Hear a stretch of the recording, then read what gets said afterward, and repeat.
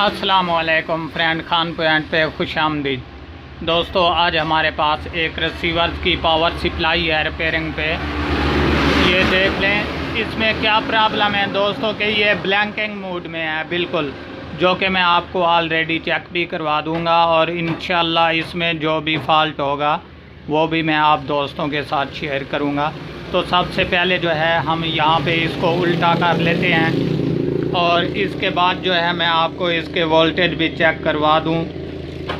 जो इसमें ब्लैंकिंग वाला मसला है वो आप दोस्तों के साथ आपको पता भी चल जाएगा। ये देख लें मीटर रहा आपके सामने। तो अभी मैं ये एक ब्लैक वायर ग्राउंड पे लगाने लगा हूँ और इसके बाद ये देख लें 1 पॉइंट तकरीबन 15-20। ठीक है दोस्तों, इसके अलावा ये दूसरे पर देख लें ये कुछ भी शो नहीं करा रहा। इसके बाद ये तीसरे वाला जो है ग्राउंड वाला है। इसके बाद ये चौथे वाले पर भी चेक कर लें, यहाँ पर 3.3 कभी आता है और कभी चले जाता है। तो इसमें क्या प्रॉब्लम है दोस्तों मैं आपको इंशाल्लाह ऑलरेडी डिटेल के साथ बताऊंगा और इसको रिपेयर करके भी दिखाऊंगा कि इसमें क्या प्रॉब्लम है। तो अभी मैं इसको पावर से हटाने लगा हूँ। पावर से हटाने के बाद दोस्तों ये मैं आपको कन्फर्म बताता चलूँ कि इस तरह का जो हमारा फॉल्ट है ना रिपेयरिंग वाला, तो अक्सर जो है जहाँ पर बनता है मैं आपको बता दूँ, ये ब्लैंकिंग वाला जो मसला होता है यहाँ कॉपलर से लेकर इसमें ये ट्रांसिस्टर कॉपलर और रेजिस्टेंस और यहाँ पर डाइवोल्ट होते हैं, इसमें ज़्यादा अक्सर फॉल्ट होता है। क्योंकि बाज़ दोस्त ऐसे भी होते हैं जो कहते हैं शायद ये कैपेसिटर ख़राब हो गया, हम इसको चेंज कर दें, ये बिल्कुल ओके क्लियर हो जाएगा। नहीं दोस्तों, इसमें असल जो प्रॉब्लम है यहाँ से लेकर यहाँ तक इसके जो है ये वाले डाइवोल्ट और रेजिस्टेंस और इसका जो कॉपलर है, ये चीज़ें चेक करनी पड़ती हैं क्योंकि अक्सर जो है हमारा फॉल्ट यहीं पे बनता है। तो अभी दोस्तों मैं आपको सबसे पहले ये चीज़ें चेक करवाता हूँ क्योंकि मैंने तो ऑलरेडी चेक कर लिया है, लेकिन आप दोस्तों को भी दिखाता चलूँ कि इसमें क्या प्रॉब्लम है, ये किस वजह से जो है ब्लैंक कर रही है।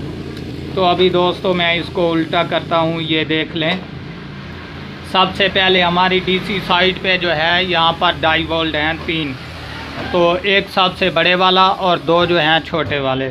तो अभी मैं सबसे बड़े वाला जो है आपको चेक करवा दूँ।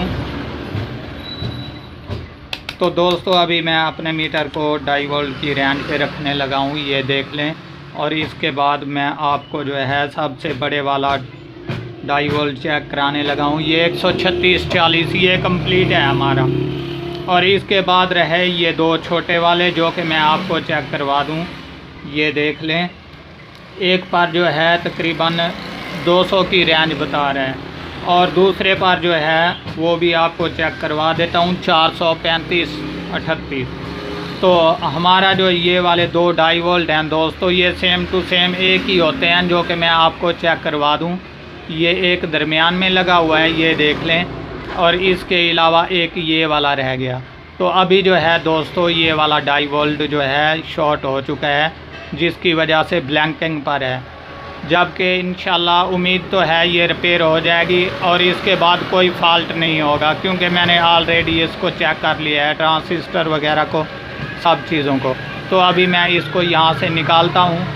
निकालने के बाद कोई भी ओल्ड जो हमारे पास पावर सप्लाई हो, ये देख ले मैंने इसमें से आईसी वगैरह सब कुछ निकाल के लगा दिया लोगों को, लेकिन इसमें जो है अक्सर यहाँ पर मैं आपको चेक करवा दूँ, ये 2 डाइवोल्ट हैं, ये डीसी साइड वाले, यहाँ से एक निकाल कर हम वहाँ पर लगाएंगे और ओके क्लियर करके चेक भी कर लेंगे दोस्तों कि हमारा फॉल्ट जो है वो कंप्लीट हुआ कि नहीं। तो अभी जो है दोस्तों मैं इस डाइवोल्ट को यहाँ से निकाल देता हूँ ताकि हमारी जो है प्रॉब्लम वो कंप्लीट हो जाए। तो इसके अलावा जो है यहाँ पर और लगा देंगे, ये बिल्कुल ओके और क्लियर हो जाएगी। तो दोस्तों ये देख लें मैंने यहाँ से इसका डाइवोल्ट जो डेड था अभी निकाल दिया है, ये आपके सामने, और इसको मैं यहाँ से हटा देता हूँ। इसके अलावा ये वाला रह गया हमारा दूसरे वाला जो मैंने इजी निकाला है। इसको आप दोस्तों यहाँ पे लगाने के लिए थोड़ी प्रॉब्लम पड़ेगी कि यहाँ पर एंगल भी नहीं जा सकती, और इसके बाद जो है यहाँ पर मैं इसको सिलेक्ट करता हूँ और सिलेक्ट करने के बाद इसके 2 कनेक्शन करेंगे इंशाल्लाह। और जैसे ही ये कंप्लीट होगा मैं आपको चेक भी करवा दूंगा। तो अभी मैं यहाँ पे जो है इसको लगाने लगा हूँ दोस्तों।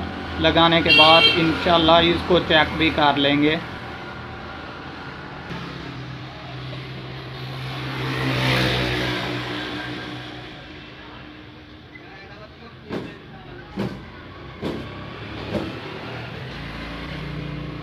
दोस्तों ये देख लें, थोड़ा सा मुश्किल काम होता है, लेकिन ये जो है रिपेयरिंग करने में बहुत ही आसानी होती है, क्योंकि इसमें जो है ये रिस्क कमाने की खातिर बहुत कुछ करना पड़ता है। तो इंशाल्लाह अभी जो है ये इसका काम कंप्लीट हो चुका है, जो कि मैं आपको ऑलरेडी चेक भी करवा दूंगा कि हमारा जो है प्रॉब्लम ये कंप्लीट हुआ कि नहीं।